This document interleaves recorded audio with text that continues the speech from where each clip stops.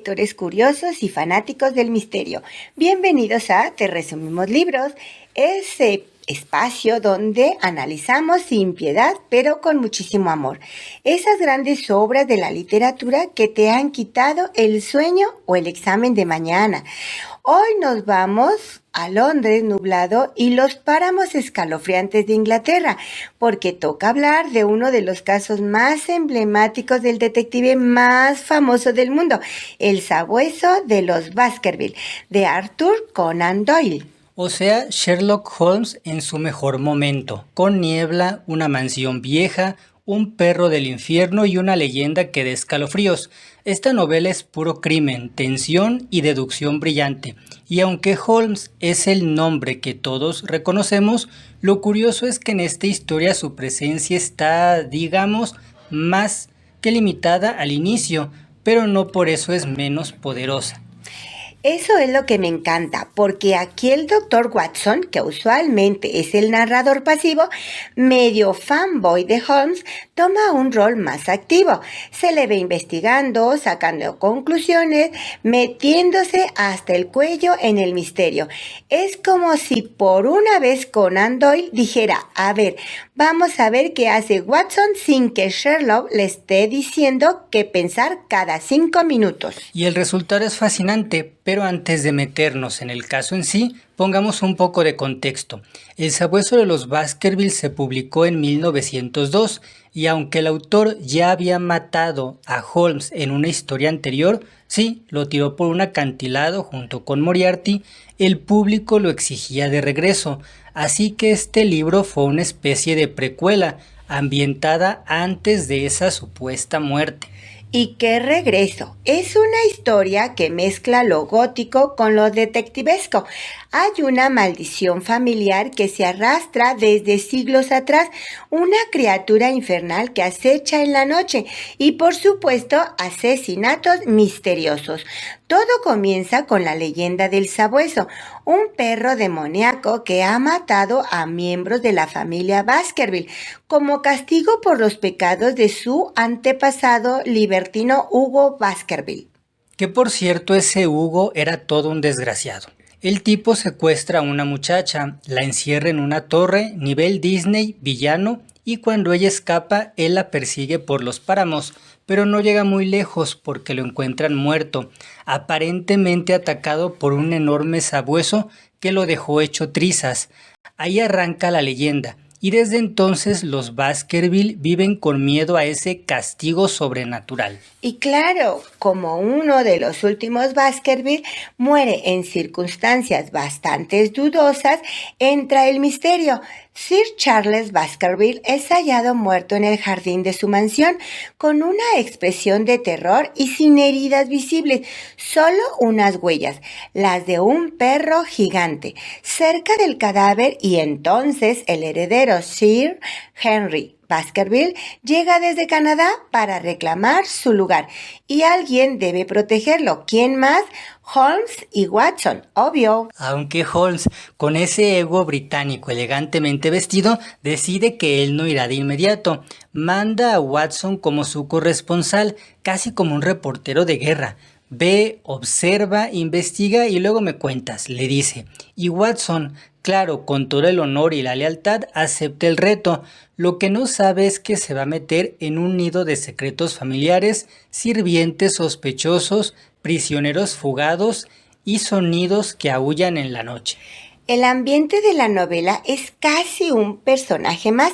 La mansión Baskerville está aislada en medio de los páramos de Devonshire, una zona pantanosa, oscura, donde la niebla se arrastra como si tuviera vida.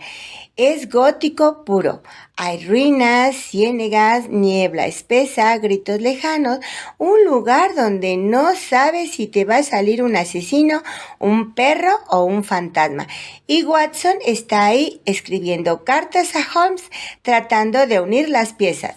Y aquí entra lo curioso del relato, todos los personajes son sospechosos, tenemos a los sirvientes Barrymore que se comportan raro y esconden algo. Hay un tipo que anda por los páramos con una red y telescopio, hay un naturalista algo excéntrico, el doctor Mortimer, que fue quien pidió ayuda inicialmente, y en medio de todo esto, Watson trata de descubrir qué está pasando, mientras el heredero, Sir Henry, se enamora, porque claro, también hay espacio para el romance, breve pero intenso. Y no olvidemos que alguien intenta asesinar a Sir Henry en Londres antes de que siquiera llegue a la mansión. Desde el inicio hay tensión, le roban una bota, le mandan una nota anónima advirtiéndolo que no vaya al páramo. Si yo fuera él, me iba de regreso a Canadá sin mirar atrás. Pero no, Sir Henry tiene agallas y un poco de terquedad, y eso nos permite adentrarnos de lleno en el misterio. ¿Qué es el sabueso? ¿Existe de verdad o es un truco? ¿Quién se beneficia de la muerte de los Baskerville? Y lo más importante, ¿Holmes aparecerá a tiempo para salvar el día? Todo eso lo iremos desenredando, pero ya desde aquí podemos decir que el sabueso de los Baskerville combina lo mejor de dos mundos, el terror atmosférico y la deducción lógica. Es como leer un cuento de Edgar Allan Poe dirigido a Sherlock Holmes. O como si Scooby-Doo hubiera contratado a un detective victoriano y lo hubiera soltado en la Inglaterra más siniestra, porque sí, hay máscaras, hay engaños, hay culpables escondidos a plena vista y todo bajo la lupa afilada del detective más icónico de la literatura. Una vez que Watson llega con Sir Henry a la mansión de los Baskerville, la tensión se respira en cada rincón, porque aunque todo parece en orden, cada personaje que aparece tiene un halo de sospecha, empezando por los Barrymore, los sirvientes, que actúan de manera extraña desde el primer día. Se les ve rondando de noche por los pasillos con luces encendidas a escondidas, como si estuvieran esperando a alguien o escondiendo algo. Y Watson, que está muy comprometido con su rol de investigador honorario, empieza a hacer lo que puede, observar, anotar y seguir pistas. Y no lo hace tan mal, ¿eh? Incluso se atreve a confrontar a los Barrymore y descubre que en realidad sí están ayudando a alguien, a Selden, un fugitivo peligroso que se escapó del penal de Princeton y que sorprendentemente es hermano de la señora Barrymore. O sea, ahí tienes el drama familiar metido con crimen y lealtad. Ese giro es tremendo, porque por un lado entiendes el dilema de los Barrymore. Es su familia, no quieren entregarlo a las autoridades, pero por el otro estás en una mansión donde ya murió alguien de manera muy sospechosa, con un supuesto perro del infierno suelto, y encima hay un asesino oculto en los pantanos. ¿Qué más falta? ¿Un espíritu vengativo con problemas de autoestima? Un payaso con globos. Pero volviendo al asunto, mientras todo eso ocurre, Watson también conoce a Stapleton, padre e hija, o eso parece. Ellos viven cerca de la mansión y se muestran amistosos. Stapleton es un tipo peculiar, apasionado por la botánica y la entomología, y su supuesta hermana, Beryl, es descrita como una mujer hermosa, aunque nerviosa. Hay una escena clave donde ella confunde a Watson con Sir Henry y le lanza una advertencia: váyase de aquí mientras pueda. Imagínate el susto. Estás ahí tranquilo, medio coqueteando, y de repente te sueltan una advertencia de película de terror. Ahí es cuando Watson empieza a sospechar que todo lo que rodea a esa familia es un poco turbio, sobre todo porque después cuando confronta a Beryl sobre todo lo que dijo, ella finge que nada pasó. Raro, raro, muy raro. Mientras tanto, Sir Henry sigue con su vida, enamorándose de Beryl sin saber todo lo que hay detrás, y cada vez más atrapado por el ambiente oscuro del lugar. Incluso se le empieza a ver inquieto, como si también sintiera que algo o alguien lo vigila. Watson sigue mandando informes a Holmes, describiendo todo lo que ve, pero se empieza a desesperar porque aunque sí encuentra pistas, no logra armar el rompecabezas. Todo parece más atmosférico que lógico. Y ahí está la genialidad de la historia. Conan Doyle juega con nosotros, nos mete en un mundo en el que no sabemos si la amenaza es real o sobrenatural, porque si Watson es racional, busca explicaciones lógicas. Pero hay ruidos por la noche, luces extrañas en la niebla y rumores de un sabueso gigantesco que deja huellas donde no debería haber nada. Y aquí es donde la historia da un giro interesante. Holmes no estaba en Londres esperando cómodamente, estaba en el páramo, viviendo en secreto, disfrazado e investigando por su cuenta, porque claro, no iba a dejar todo en manos de Watson. Él quería observar, pero sin ser observado, ver cómo actuaban los sospechosos sin saber que estaban siendo vigilados. Eso es Tan Holmes, siempre con su teatralidad. Y es que cuando se revela que ha estado ahí todo el tiempo, le explica a Watson que hizo eso para que los verdaderos culpables no se escondieran, que su silencio no fue desconfianza, sino pura estrategia. Así es como llegamos al punto que todo empieza a cuadrarnos.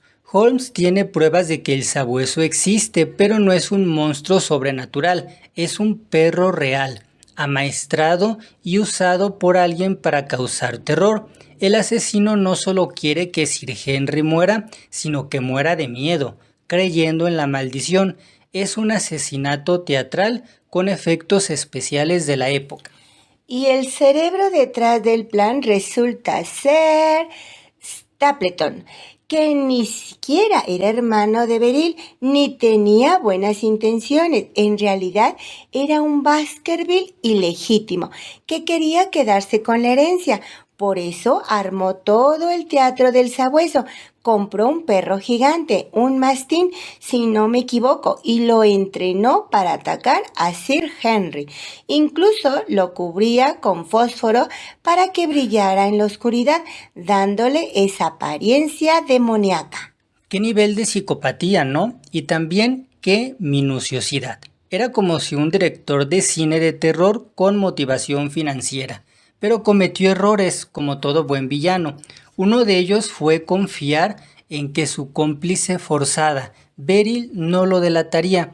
Ella termina ayudando, aunque a regañadientes, porque estaba siendo maltratada y usada como fachada. Y también el plan falló porque Holmes es Holmes. Desde que puso un pie en el páramo ya sospechaba de Stapleton. Solo necesitaba pruebas y cuando el sabueso finalmente ataca a Sir Henry en la niebla, una escena que por cierto está entre las más tensas del libro, Holmes y Watson logran intervenir a tiempo, matan al perro y rescatan a Sir Henry. El final es trepidante. Stapleton huye al pantano tratando de desaparecer, pero se pierde en la ciénaga y hasta ahí llegó. Nunca encuentran su cuerpo. El tipo literalmente se hundió en el terreno que había usado como escenario para sus crímenes. Una metáfora poderosa, ¿no crees? Totalmente. El crimen se traga al criminal y Holmes, como siempre, cierra todo con elegancia, explicando los detalles del caso con esa mezcla de vanidad y brillantez. Me encanta, porque si le encanta tener la última palabra y nosotros felices de escucharla. Ahora que ya tenemos el panorama más claro, vale la pena detenernos a saborear alguna de las capas más sabrosas del libro, porque el sabueso de los Baskerville no solo es un caso resuelto con lógica pura, también es un ejercicio literario que juega con el miedo, lo gótico y las supersticiones. Y esto, para una historia detectivesca, es un lujo. Es como si Conan Doyle dijera, vamos a poner a mi detective más racional a caminar por una historia que parece sacada de una novela de terror. Y lo hace en serio, Los escenarios son tan visuales que casi puedes oler la humedad de los páramos, ver la niebla tragándose los árboles y escuchar los pasos sobre el barro mientras algo o alguien te observa desde la oscuridad, y eso antes de que el perro siquiera ladre. ¿Sabes qué otra cosa me parece brillante? Que el miedo nunca es explícito, todo es sugerido.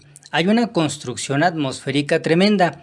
El lector empieza a cuestionarse si no será verdad eso del sabueso infernal.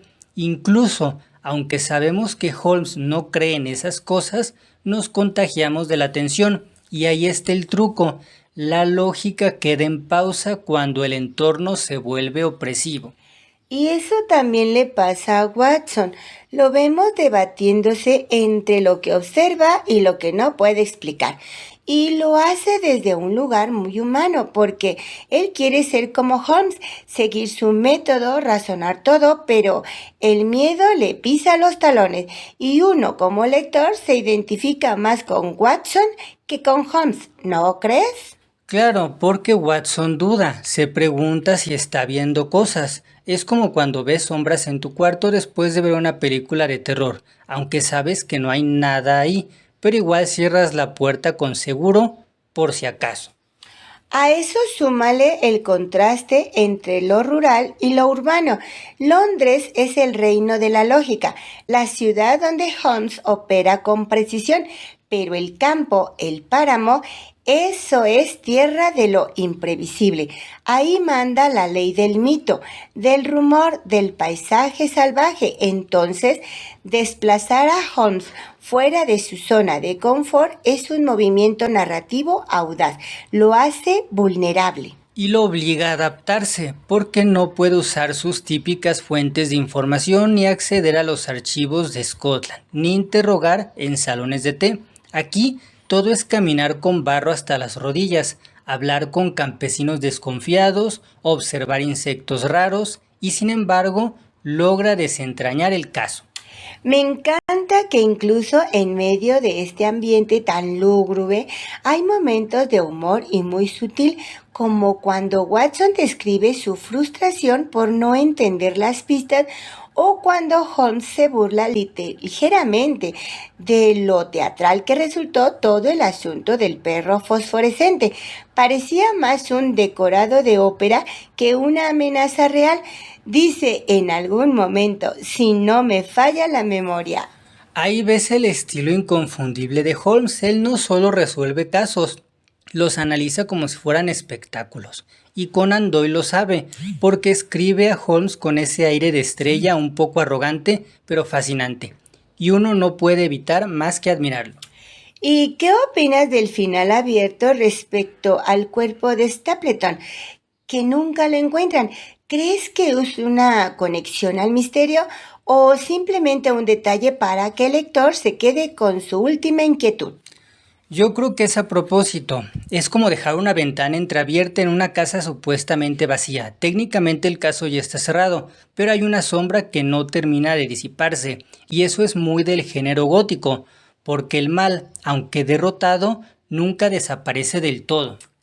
Lo curioso es que El sabueso de los Baskerville no fue publicado como parte de la línea cronológica de Sherlock Holmes, es decir, se escribió después de que Conan Doyle matara a Holmes en las cataratas de Reichenbach.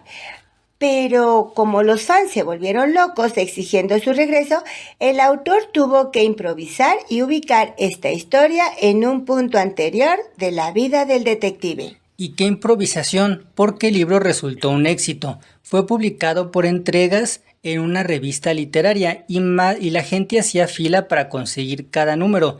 Se volvió el fenómeno editorial que catapultó de nuevo a la figura de Holmes y de paso ayudó a redefinir la novela policíaca, dándole ese tinte más atmosférico y literario.